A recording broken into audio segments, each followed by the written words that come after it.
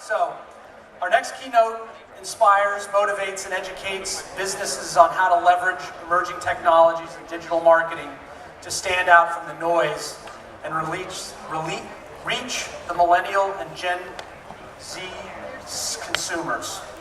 He's got a diverse background working with the Department of Defense and cybersecurity as a technology evangelist in the booming cloud computing startup, and is currently the founder of iSocialFans, which has helped launch digital and influencer strategies with the world's most iconic brands like Dell, EMC, Adobe, IBM, UFC, Applebee's, and our partner SAP. He was actually telling me he was at the Sapphire conference, which is their big user conference, 10,000 people, and teaching them about how to connect with millennials. So obviously, this is an important topic for all of us.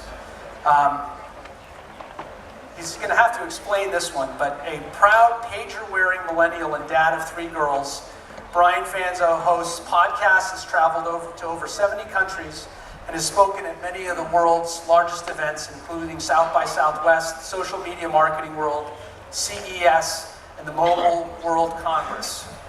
Brian is a die-hard Pittsburgh sports fan, so let's not hold that against him. Go Pats, all right?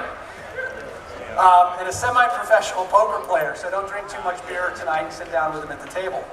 And isn't afraid to leverage his fast-talking skills to read your body language and spot when you're bluffing. I was talking to Brian a little earlier this morning, and he's got quite a diverse group of customers that he's working with, or audiences he's talking to. Yesterday, he was in Miami at the Paintball Distributors Association, so he made it through that okay. I said, we're tame compared to those guys. And tomorrow he heads to DC to speak to about 3,000 young entrepreneurs in their 20s that are sort of starting the next Facebook. So I think we're going to get a lot of really good insight from Brian. So please join me in welcoming Brian Fanzo to the stage.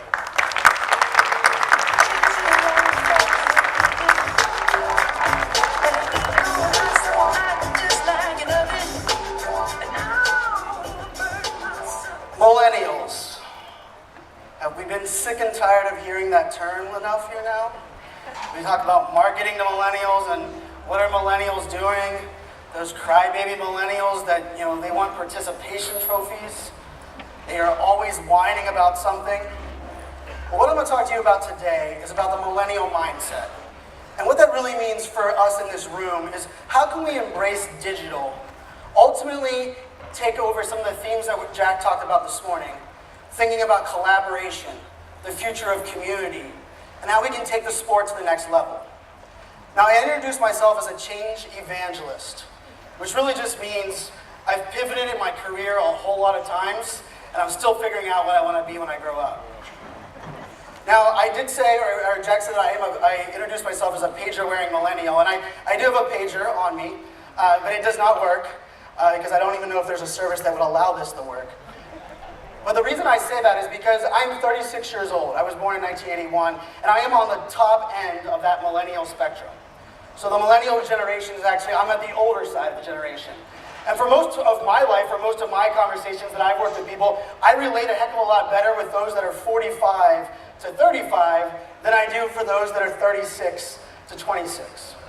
But what we're going to talk about today is a change in mindset, a change in philosophy on how we can approach this younger digital generation. Now, like with the introduction, I am a Pittsburgh sports fan. I know there are a lot of New England Patriots fans here. Yes, good luck. You have James Harrison. You're welcome. I like to set the bar low, or at least come in here and thinking that you might not appreciate what I have to say, but ultimately, what I want you to have is an open mind to change. Now, I am a dad of 3 girls. Those are my 3 daughters there on the screen. And my daughters are 8, 6, and 4. And when I try to tell them to change or to do something different, they, of course, immediately say no. So I've learned a lot in that space, but I've also worked in some interesting industries. I worked for the Department of Defense. I took 3 trips to Iraq, 2 to Afghanistan. I've been to 71 countries. And my job in that role in cybersecurity was to help the different branches of the military collaborate, share cybersecurity policies. So I will challenge anyone in this room. I guarantee I had a harder job at collaboration trying to get the Army to share a policy with the Navy than what you guys are doing in this room. And what I found in love with was his ability to embrace change, to open people's minds to a new possibility. Now, in this world we're living in today, this is actually a real-time ticker, a GIF where it shows what's going on every second on the internet. Now, I don't have to tell you in this room that we are filled with distractions. The amount of things that are going on in the world, the amount of tweets that are sent every single minute, the amount of Facebook accounts that are created. We are right now inundated with more distractions, more information, more insights, more fake news, more real news than we've ever been before. On top of that, we have a generation that is taking over the workforce at a rate we've never seen before. And this is an interesting trend and an interesting shift in our perspective because for the first time in history, there are 4 generations in the workplace. We have the baby boomers, the Gen Xers. I like to refer to those as the one that gave the millennials a participation trophy. Millennials, and then of course, those that assume everything should be built like Netflix, which are my daughters and that Gen Z generation. So for the first time in history, we have to think about change and collaboration in a whole new way. The idea that we have to bridge these generations and bridge this gap is hitting every industry and every business across the world. I get to work and speak around the world with different brands, and for me the most fun about it is because I get to work with a range of different groups because we're all facing the same dilemma. How do we let digital become part of our lives without taking over our lives?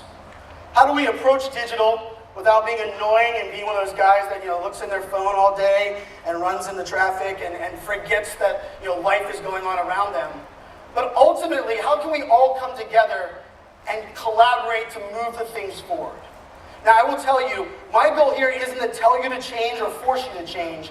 What I'm simply asking you to do is shift your perspective.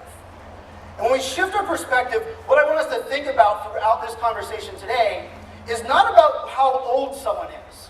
Rather than how old someone is, think about the people that are out there today, of all ages, all races, all backgrounds, that are digital natives, or those that look at digital as something that makes their lives easier. Now, growing up, I grew up in Virginia Beach. I actually surfed before high school every single day. I played college hockey, and my dad owned a peanut company, a peanut brittle company, and my dad put off getting a computer in that business as long as humanly was possible. I believe he got email in that company about 7 years ago. So I grew up in a household where my dad instilled in the characteristics of face-to-face, human-to-human, the power of a handshake. But ultimately, one of the things that we've figured out is that this is a whole new world, a whole new approach to things that we're working on. So when you look at this, I used to talk about the digital natives versus the digital dinosaurs. Unfortunately, a lot of people would come up to me that are older generations and say, well, I must be a digital dinosaur.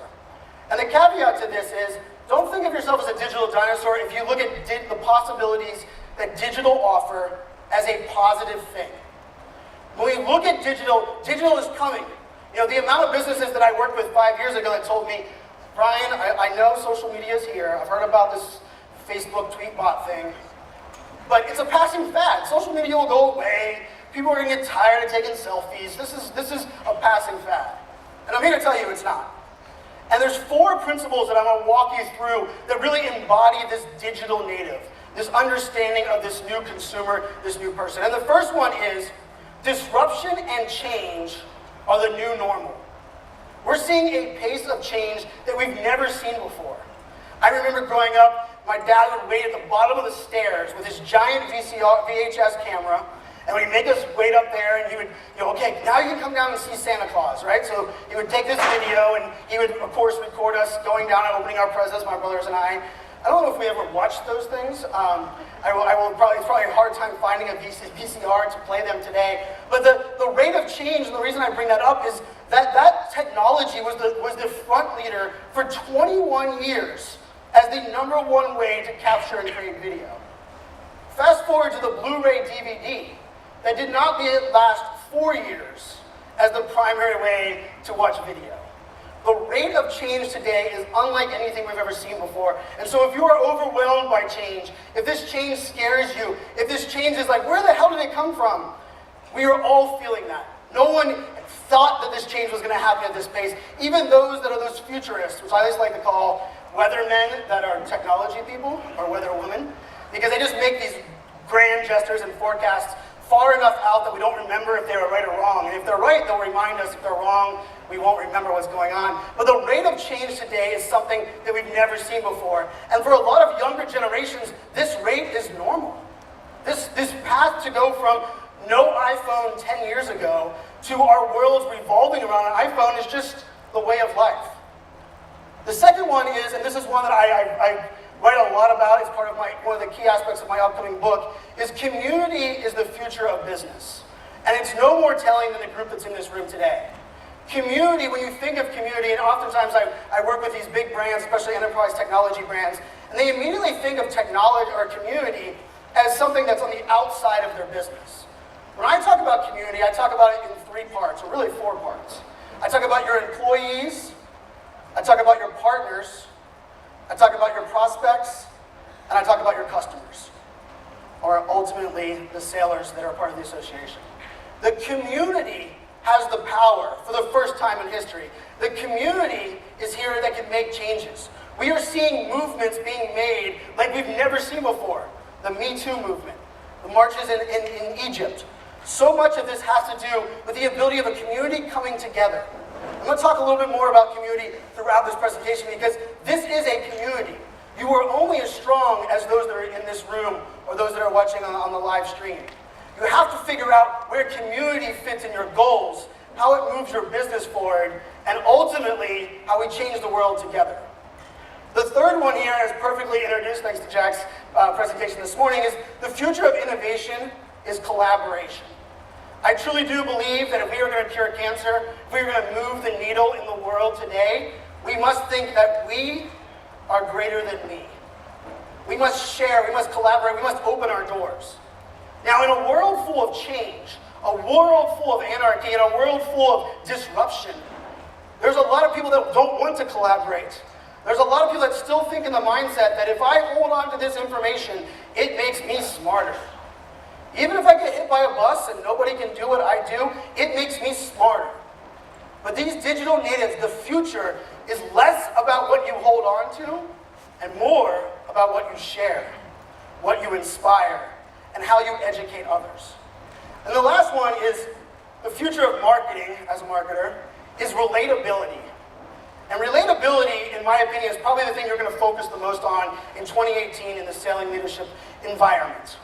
Relatability is essential to grow, especially with a younger generation. And I will use this as a perfect example. I get to travel around the world. And does anybody, when they drive by a billboard and the sign says, "World's Greatest Pizza," believe that that's the world's greatest pizza? Every city I've ever been to has the world's greatest pizza. But when we look to go to a new city, when I was coming here to visit, I posted on my Facebook asking friends for recommendations of where I should go eat. I got about 44 recommendations. Haven't tried them out yet, but maybe that's tonight or tomorrow. But ultimately, I trust my friends. I trust those that I can relate with a hell of a lot more than a billboard, than a marketing speak, than someone telling me what to do. So these are the 4 principles that I'm going to walk through in this presentation and kind of break them down as we move forward. And the times are always changing. And the big driver for this change is not the pager, but the mobile device. We now have more computing power in this device than we did when I was in college in 2003, majoring in computer science. The fact that this can do everything and anything, it has transformed the mentality of us as consumers, as content creators, and really even as business owners, as sailors, as sporting events go around, because we are no longer limited by where we live or what we're doing. I remember my very first trip to Iraq, having to go and getting one of those calling cards, and if there are Gen Zs in here, calling card is something you buy at a store, and it has like prepay for it, has a number on there, it lets you, long distance dial for free, and long distance used to be something we used to worry about back in the day, but you guys don't even know what that is as well. But the idea was that we were so limited, we were strapped. I remember running back to my hotel in Seoul, Korea, the very first time I was in Korea, to run home and call so I could talk to my daughter. Fast forward a couple years later, my second trip to Iraq, I had an international BlackBerry. I was laying on the runway as we were delayed in Baghdad, and I was calling and asking how things were going. The very next trip that I went to Iraq, the general at the base actually asked me to stay over an extra day so that we could enable Facebook on the firewall. Now, of course, his reasoning was valid. He was there for his 4th tour, and anyone that's prior military, I thank you for your service. And he simply said, I love what I'm doing, but I want to be able to connect and see my granddaughter grow up. I want to be able to participate in these conversations around all the pictures that my kids are posting and my grandkids are. This is a massive shift, and so much of this has to do with social and mobile. Now, I like to live on the bleeding edge, and this data just came out Monday of this week, and so I've added it to the presentation, and I think it's telling. Right now, there are 7.5 billion people in the world. Of those 7.5 billion people, 3.1 are active on social media. So all of those that are still in the room going, I think it's a passing fad. You don't have to love it, but it's not going away. It's not only not going away, it's growing. But even a bigger telling number, in my opinion, is the last one, the purple circle, which says 2.9 people are active on their mobile device on social media. The mobile device has turned social media into our way of communicating, our way of connecting. And I do say our way because I am that person that is taking too many selfies, that does the videos and all of those things. But I'm going to walk you through why and how that impacts things. So what this really is showing us is that the world is taking off. Part of this initiative that Mark Zuckerberg and Facebook are doing is they're trying to extend the internet to the world. And here's the interesting thing, and I want everyone to think about this as in the room. Now that we have the power to reach the world, now that the world is starting to move on mobile devices, are we in this room telling the story of sailing to a worldwide audience? Or are we just telling it to the people around us, the people that we sail with, the vendors that we work with? The idea that we have the ability to connect with the world is not something to take lightly. Now, I'm a big fan of Mark Zuckerberg. He's a millennial that I believe really has a pulse and an understanding of where the future's going. And Mark does some things that we definitely will say will be questionable, especially if you're a stockholder. And most recently, about 2 weeks ago, he made a massive announcement that has shifted the landscape of social media. I believe it will shift the landscape of digital marketing completely. His announcement simply said, we are moving away from prioritizing and giving a benefit to engagement and those that post those silly viral videos and cat memes. And we're going to start prioritizing meaningful interactions. Now this is a big shift because for the longest time, social media was about likes and about people that were gamifying the system. And so much of social, in my opinion, was ruined by marketers. What Mark is simply doing is removing marketing from the word social media marketing. He is focusing on a community so much so that the goal of this shift, the goal of this change with Facebook is actually to help people spend less time on Facebook, but the time that they're on Facebook is more enjoyable and more productive because they're starting to see interactive with conversations, meaningful interactions with friends, not just promotions of blogs and those that are pushing things in the newsfeed. The idea that a social network that makes its money from ads, that is time on site used to be the measurement, is now shifting to a model that they want to encourage interaction, conversations, is exciting. It's transformative. Unless you're a stockholder of Facebook and stock dropped 4% the very day that he made this announcement. But what Mark believes, and the reason I use that hashtag all the time, in Zuck we trust, is that Mark believes that social media doesn't have to be online versus offline, but ultimately social media allows us to come as close to the human condition as possible when we're using a device. And part of that initiative is shifting this entire platform. And this is kind of simplifying how it all is working. Now, the Facebook page, which is what your brands have, we're actually streaming right now live on the US Sailing Facebook page. That traditionally is where brands have marketed on social media. But we're now seeing this shift where advertising is where you're going to get your message in front of your community. And then community posting on Facebook will now be where you inspire conversations, where you start dialogue. Now this is scary. A lot of brands for a long time have treated their social media managers and community managers. They've told their community managers and social media managers, I want you to be the face of my company. I want you to tell our story, your customer service, your customer experience, your support, but you're an intern and we're going to pay you like dirt, and if you screw up, we're going to fire you the very first time you do it. That's the culture that social media managers and community managers have been living in. But times are changing. Mark, and this is why I was standing up celebrating when I was watching Mark talk about this, is because community will now be the foundation of social media. It will now be about how do I have conversations with people, not how do I talk at people. And the reason this disruption happened, the driving force for this is my favorite thing in the entire world when it comes to digital, and that's live video. How many people here in the room have watched a Facebook Live on Facebook? Now I know Katie's not on Facebook, but I'm working on that. Hopefully by the time I leave, I will get Katie on Facebook. But Facebook Live is transformed. It's all over our newsfeed. Businesses are taking it off. And the interesting thing about Facebook Live is live video isn't new. What is brand new about this concept is that anyone can go live by simply clicking a button on their phone. Anyone can tell their story no matter where they're at. You could be on a boat in the middle of the water. You could be skydiving. I've done it from my airplane. But the interesting thing is the reason that this is powerful is that anyone can do it. The reason a lot of live video is really bad is because anyone can do it. So we're seeing a shift where people now are saying, well, what does live video mean? And even if you don't like video or live video is confusing, this is what you have to take away from this.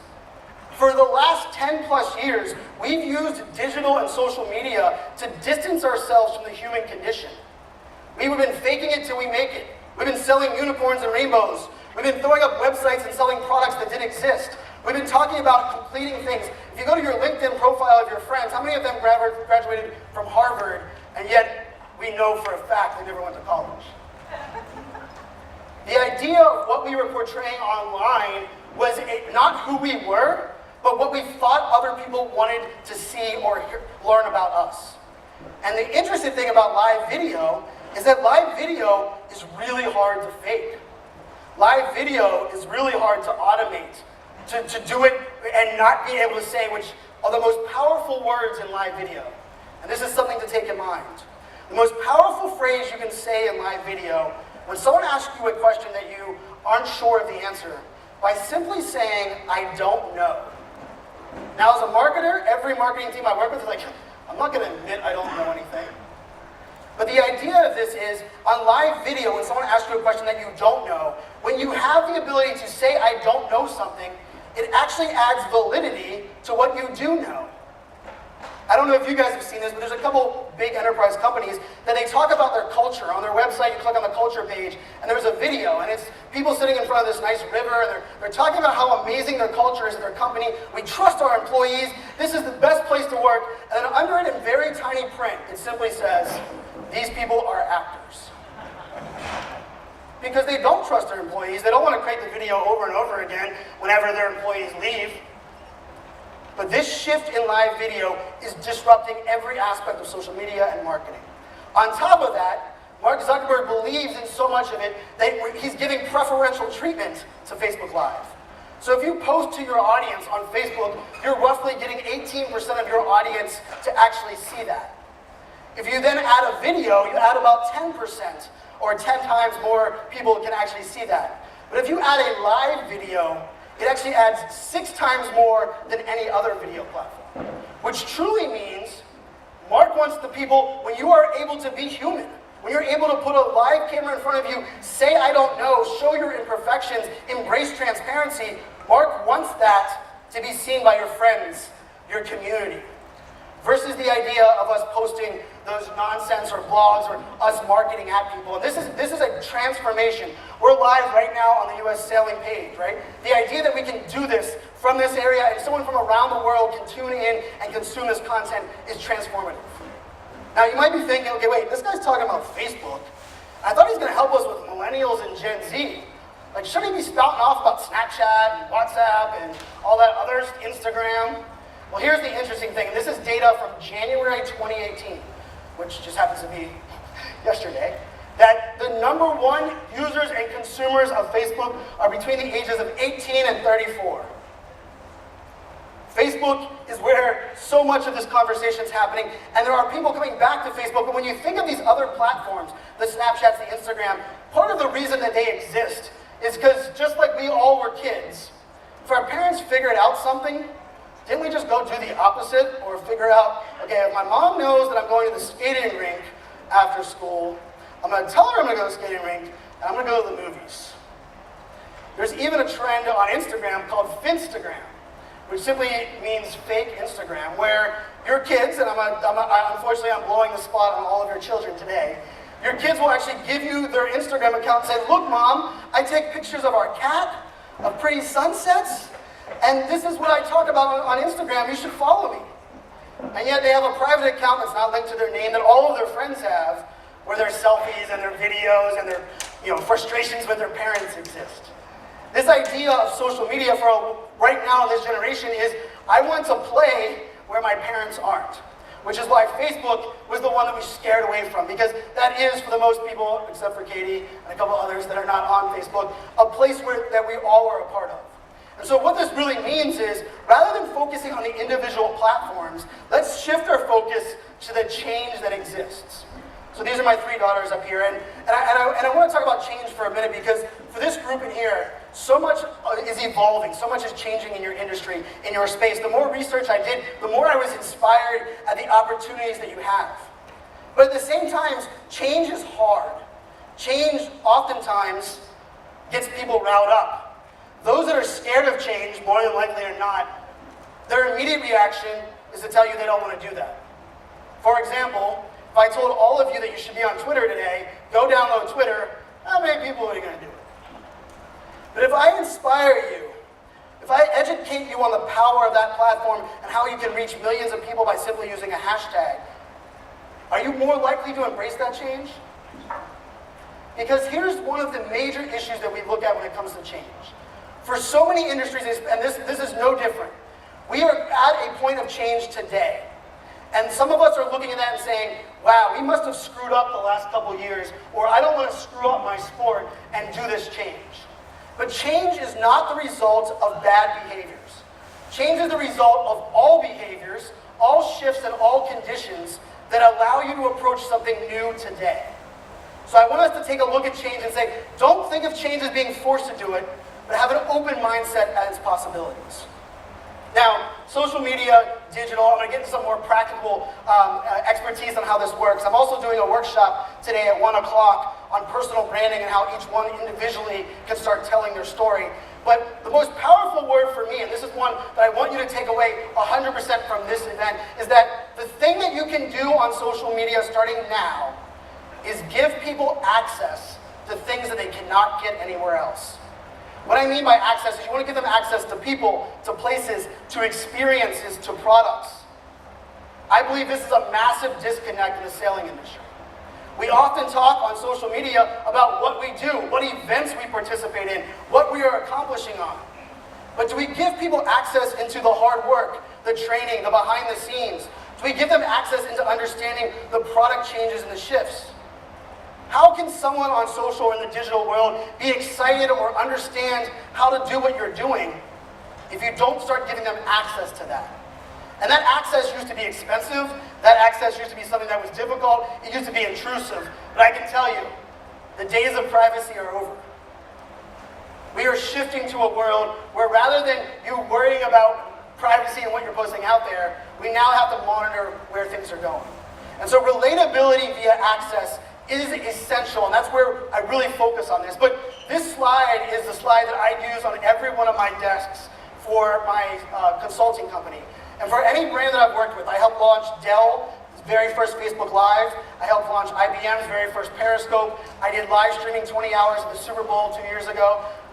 Patriots and the Steelers were not there. But the two things that I help every brand and business that they have to embrace, and for this room to be successful, you must admit and understand that these two things are true. Perfection is a fairy tale. Now, if you don't believe me, I'm curious, in this room, how many people here know of a brand that is perfect? All right, hold on, that's a hard one. How many people in this room know of a person, a leader, that is perfect? So I speak 70 times a year, and so far, I am 0 for 70 in all of those when I ask that question.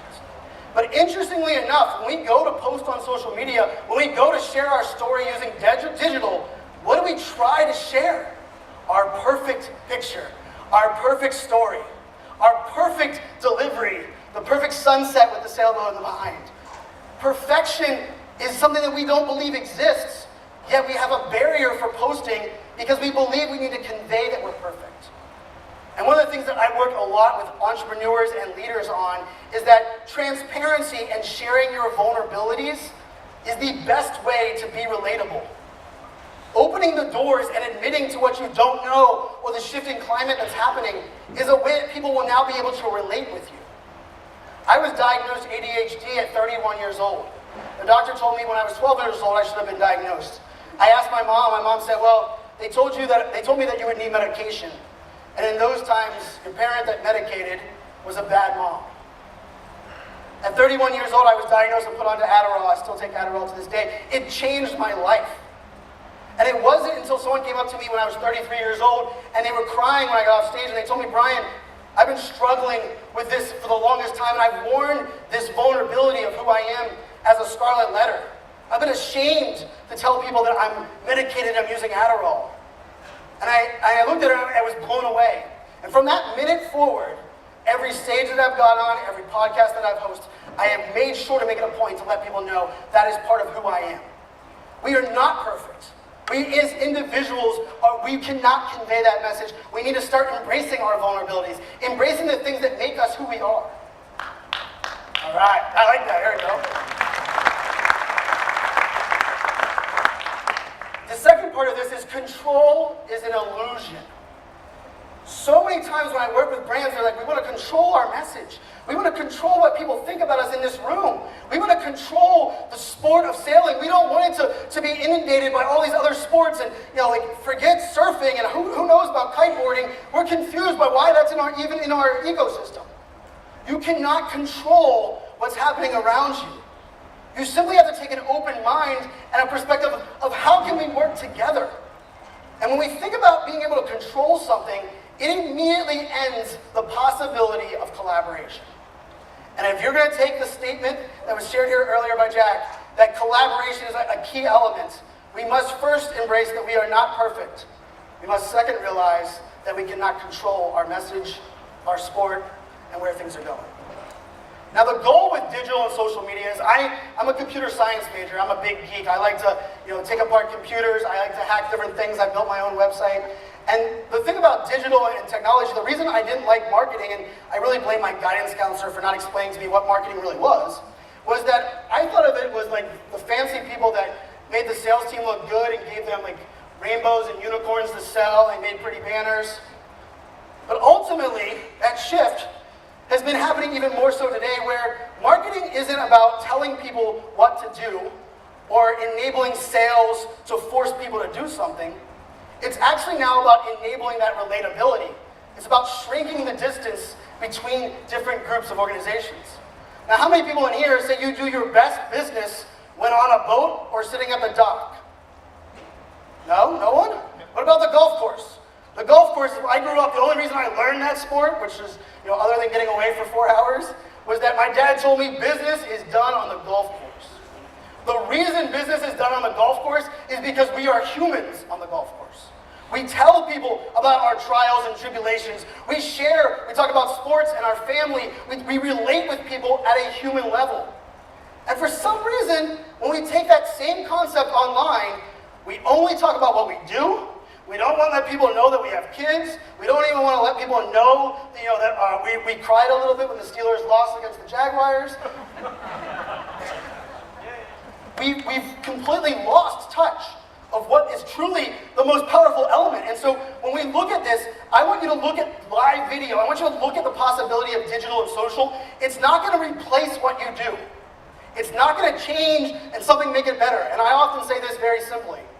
If you suck offline, you're going to suck online. So you have two options. Stop sucking or be someone else.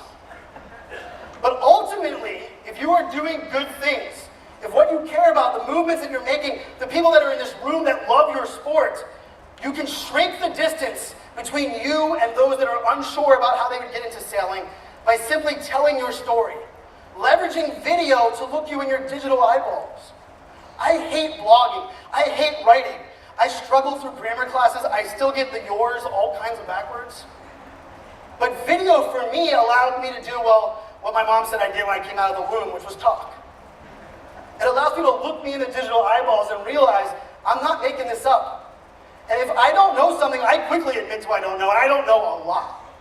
But what I do know is that when you leverage digital and social media to shrink the distance between you and those that you're trying to reach, it is transformational. Now, this is something I want to walk through because for a lot of people that are out there, you're like, okay, Brian, I believe. You're preaching at me. I have to believe for a minute. Okay, do you believe in Facebook? Yes? All right, good. But one of the things that when people struggle with is, okay, now what do I talk about on social media? Like, nobody cares what I have to eat, and we don't. We don't care what you have to eat. No, what do I talk about? And here's the problem. When you start that conversation, you talk about what do I talk about?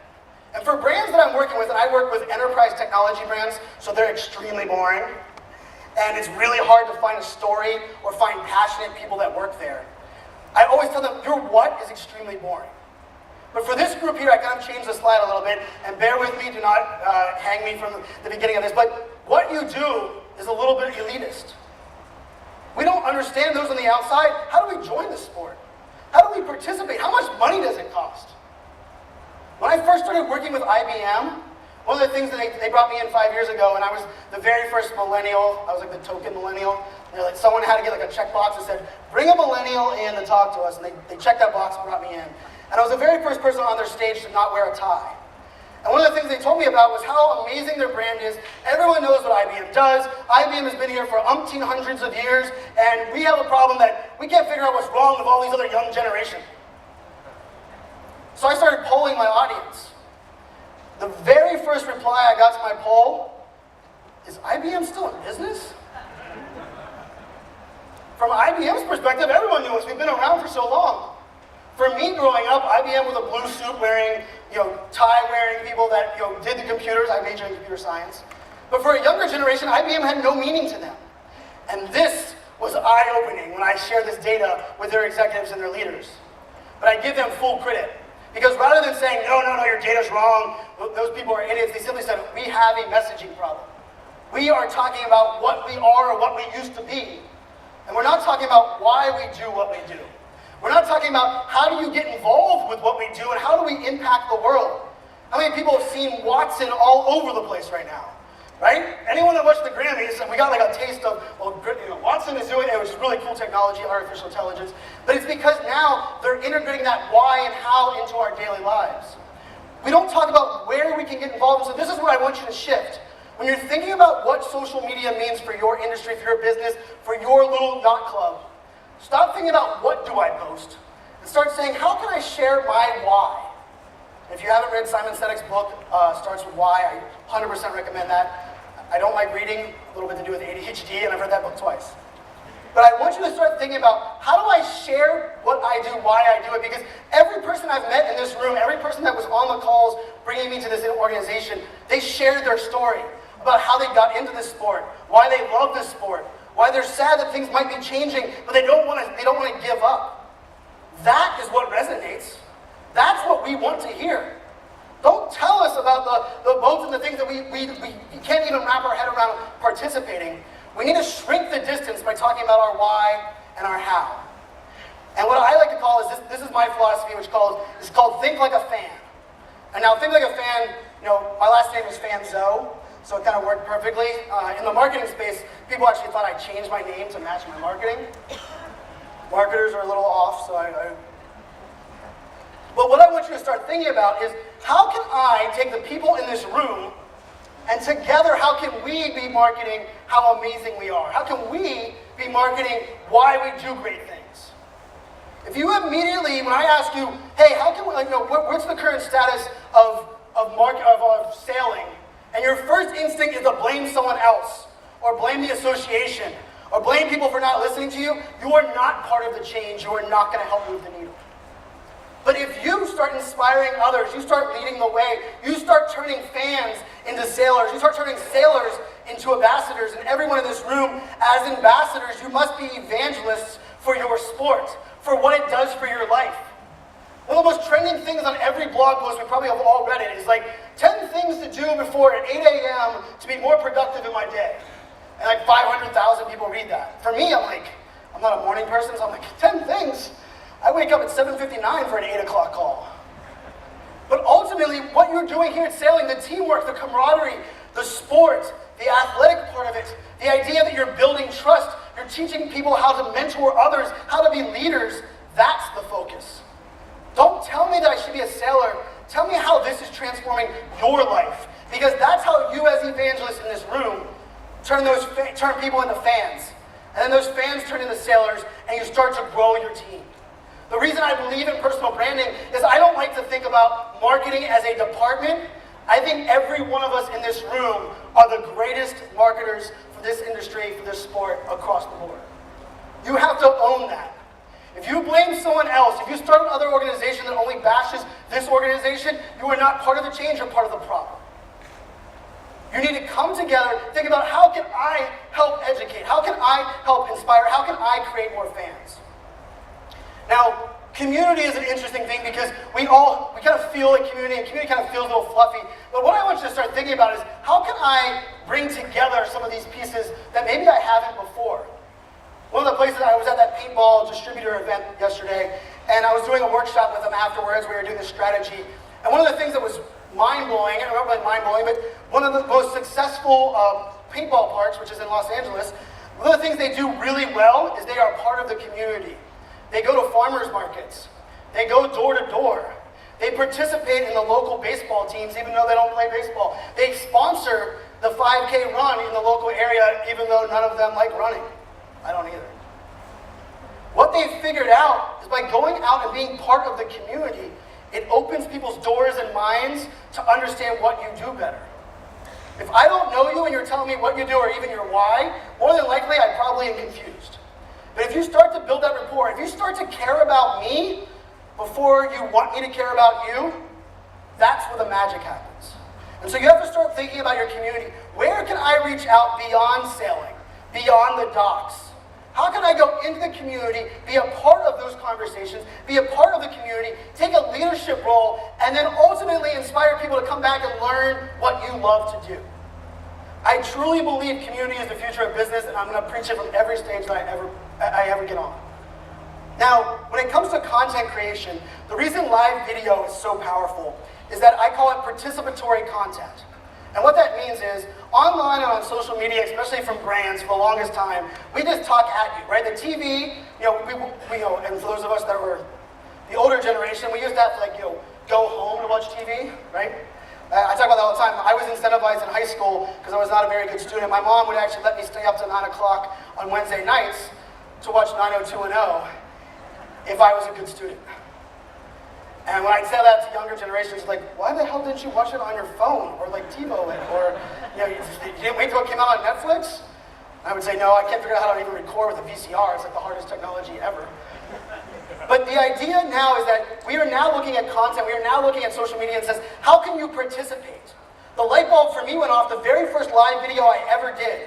Now I've done a little over 2,000 of them in 2 years, myself personally. So I said, I like to talk, and live video is my favorite platform. But I was in Barcelona, Spain. I was working with Dell. I walked around the event for Dell for 2 days, and I had shared all of this content of what we at Dell, as a partner, wanted the world to know about this event. And this little app called Meerkat came out, and I was like, you know what, I'm going to try this live video thing. So I fired up the phone, I clicked live, it pushed it out to my Twitter followers. And this one guy, who I wish I could meet, his name's Gary from Indiana, was my one and only watcher. And I said, hey, Gary, I'm here at Dell. I just created all this great video content. I'm going to walk you around. And I planned on walking around the same path that I did before. And I turned the camera around, and he immediately said, hey, is that the new Samsung phone over there? Can you walk over there? The light bulb went off because I spent 2 days creating massive videos and never showed the Samsung phone, never asked my community what they wanted. And the very first time I used live video, all of a sudden, the light bulb went off. Now, it's not a happy story. I walked 2 feet, Wi-Fi dropped, live stream ended. Gary disconnected his account about a week later. I never got to meet who he was, my very first live stream. But that was because he can participate. When you do things in this room, and I'm going to give you a couple examples in a minute, of these are some things that you can do, and these are things that I've done with brands. And if you're like, okay, Brian, this is great, but we're in the sailing industry and some things we're not going to want to show, that is a crutch, because that middle picture up there is the defense intel, the U.S. Department of Defense. Now, I had a top secret SCI clearance with Polygraph, and I understand the regulations of a regulated industry. They planned out a Facebook Live, and we're doing it on a monthly basis inside of the Pentagon and other secured facilities. Because they planned out a strategy, they put a plan in place to go live, bring people in, and it had an amazing effect in an area that was not marketed. All of a sudden, they started getting applications of people that wanted to work there. And on the application, they would say, what inspired you to apply? Well, I now know what you do. You're an industry of cloak and daggers that tells everybody that it's classified, I can't tell you. But ultimately, Facebook Live, leveraging live technology and Periscope, allowed people to become part of this conversation, allowed them to better understand the defense intel. These are some great examples of, you can do Ask Me Anythings, where you take the camera and you tell the audience, ask me anything about the sailing organization. Tell me what's going on. If you don't know the answer, we use the most popular phrase, I don't know. But you let people in, you start talking with them. You schedule exclusive access. If you have a big race, why not show backstage before you go out to the actual race what it looks like? Are people nervous? Are people throwing up in the corner? Are they putting on a patch behind their ear because they don't want to admit that they might be seasick? Giving people access using this technology humanizes what you do. It allows us to relate with something that isn't very relatable. And this is something that is able for you to do by simply using a phone. And if you don't believe me, we did 20 hours of live streaming at the Super Bowl, via our mobile phones. I simply set the phone on a tripod, we hooked a microphone to it, we interviewed people, we talked about digital transformation, and I worked with these small companies called SAP, IBM, Capgemini, Deloitte, and Intelligence. From my phone. This is why it's powerful, is because you don't need a full production team. You don't need an army of people. Every person in here that has a mobile device can do this. Now the last part of this is, okay, how do I stand out, Brian? This is great, but how do I reach those audience? Do I have to be on Snapchat? I'm afraid of those nudie pictures that are on there, and my kid's gonna get mad that I'm on Snapchat. Where does that work? What I like to think about is we have to start changing our mindset when it comes to content, when it comes to sharing our story. The first thing you must do is you must pick where you are most comfortable and own that channel. Wherever your favorite platform is, own that as your primary place. Because if you don't start where you're most comfortable, and you try to start where you think your community is, or the future sailors are, you will never embrace it. You will use every excuse in the book to never be a part of that. But if you start where you're most comfortable, Twitter, for me, is it. I talk in tweetables. I literally talk, now I get 280 characters, so now it's a little longer. But for me, Twitter allowed me to connect with people around the world simply using a hashtag.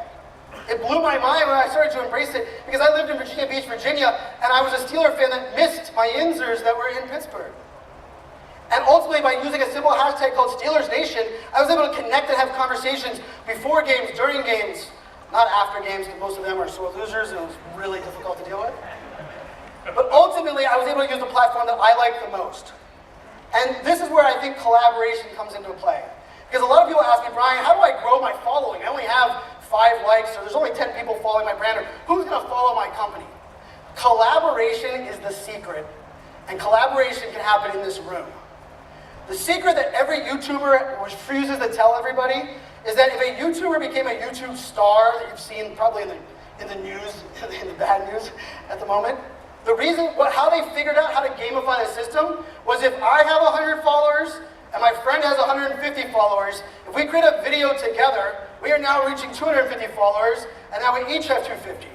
Now I'm going to collaborate with somebody else, and we're going to bridge each other's networks. So what does this mean for you? If you're sailors and you're working together, why not interview each other? Why not bridge your audiences together? Every one of these sponsors around this room should be someone you want to collaborate. Because if you're able to share on your channels, able to work with them, you are now bridging your audience. And here's the secret. Collaboration works if both people are benefiting from the exchange. So make sure that it is a mutual exchange. But ultimately, I think we all believe we, as a whole, are greater than me. Because if you did not, you would not be a part of this group. You would not spend your time and your money to do what you're doing today. It is time to leverage what you're investing in. Do not think of anyone in this room as competition, rather collaboration to move the needle forward. Now these are some of the collaborations that I do with brands. I get to work with all kinds of brands. That's the Super Bowl up in the one corner. I'm a huge Chipotle junkie, so that's the Chipotle one in the middle. The Pittsburgh Steelers started letting their fans and celebrities on the field take over their account. They give you access to the locker room. And all of a sudden they started using what they were calling influencers to really extend the conversation. In this room right now, the idea of bringing in outside people and teaching them sport is powerful. What if you looked at people that were outside the sport and that had a big following that you knew could be sailors and taught them, invested in them, spent the time teaching them why you love the sport. And then they go back and tell their channel. They go back and tell their friends about what sailing was for them. That's what influencer marketing is. It's a buzzword around. But ultimately, the problem here, does anybody believe that Matthew McConaughey drives a Lincoln? So we're not going to buy a Lincoln because he simply tells me, because he does not relate with me. He does not have 3 kids. He has no idea how many Cheerios are in the back seat, the bottle that rolls underneath the seat. But when I go on YouTube and I watch an influencer who has reviewed 40 cars, who's a mom, who has their kids there, who's dealing with all the things that I deal with, and she recommends something for me to buy, you're damn right I'm taking that recommendation because I can relate with her. I trust her. I do not trust Matthew McConaughey, and it's not because I'm jealous.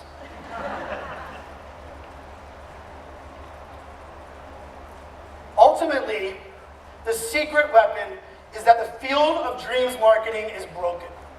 It used to be, I'm going to let US Sailing take the lead. They have a website, they have a Facebook page. If they build it, they will come.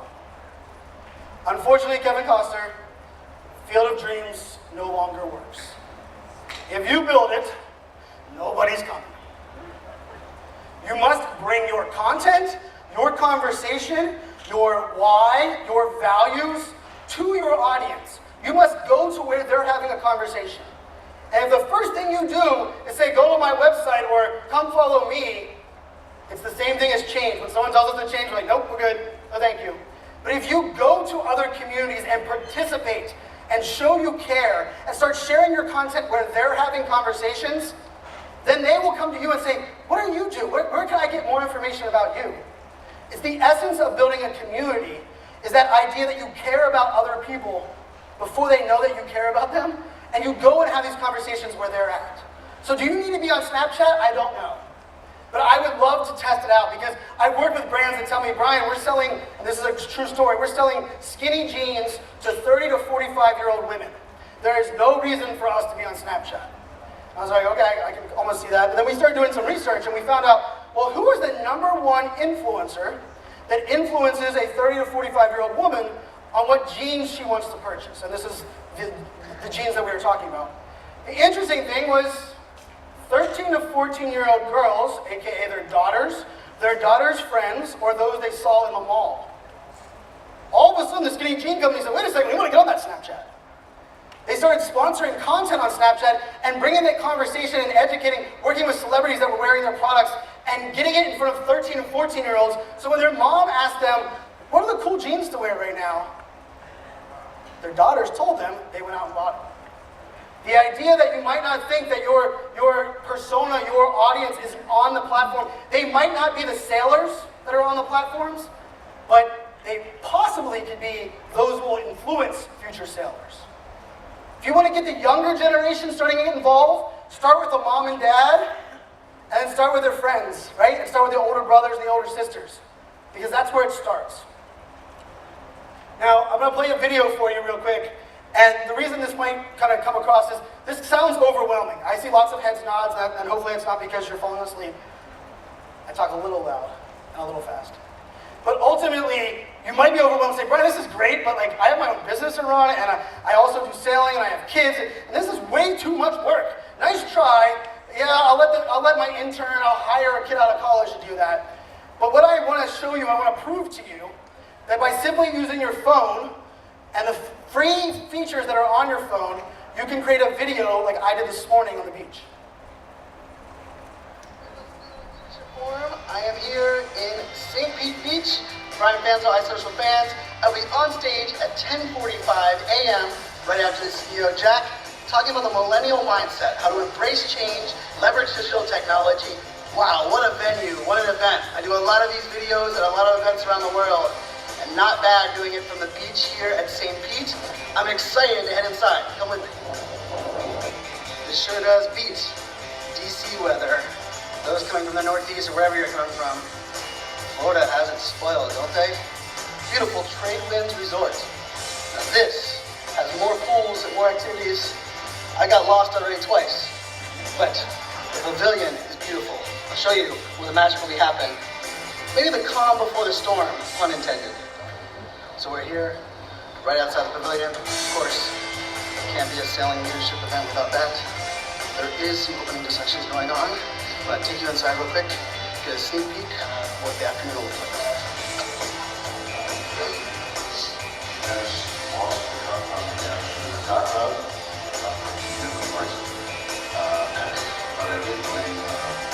Now I did say that I'm excited about the 10:30, 10:45 I'll be on stage.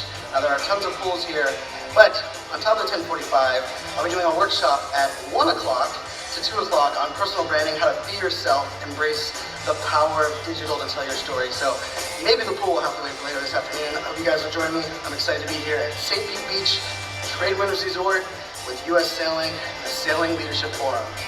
Let's do this.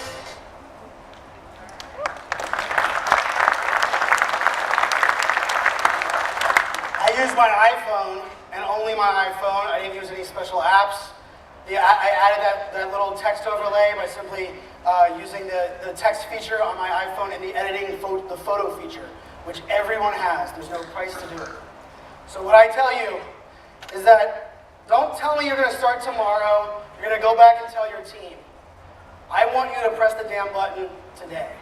I want you to start thinking about how can I share my why over the next 3 days.